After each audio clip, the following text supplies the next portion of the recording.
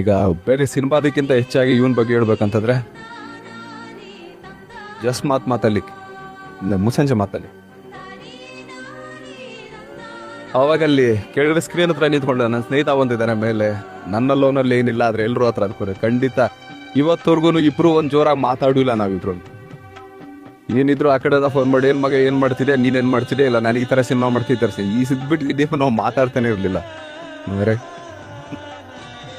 ಆದ್ರಿಂದ ಈ cinema audio release ಬಂದಿದ್ದಾರೆ, ಅವ್ನಿಗೆ ಹಾರ್ಟ್ಲಿ ವೆಲ್ಕಮ್. ಆಮೇಲೆ ಈ ವರ್ಷ ಅವ್ನಿಗೆ ಒಳ್ಳೊಳ್ಳೆ ಸಿನಿಮಾ ಹಿಟ್ ಸಿಗ್ಲಿ, ಇನ್ನು ಹೆಚ್ಚಿಗೆ ಬಿಡಲಿ. ಯಾಕಂದ್ರೆ ಸುಮಾರು ಜನ ನಮ್ಮನ್ನು ಒಂದು ಉದ್ದಾದಪ್ಪ ನೋಡಿ ಏಲಿಯನ್ಸ್ ತರ ಇದೀರಪ್ಪ, ಇವರೇ ಹೀರೋಗಳಾಗ್ತಾರೆ ಅಂತ ಹೇಳಿ ಸುಮಾರು ಜನ ಹೇಳಿದ್ದುಂಟು.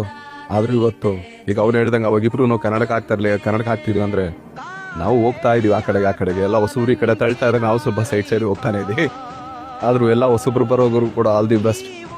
ಚಿತ್ರರಂಗದಲ್ಲಿ ಒಳ್ಳೊಳ್ಳೆ ಸಿನಿಮಾ ಮಾಡೋದು ದಯವಿಟ್ಟು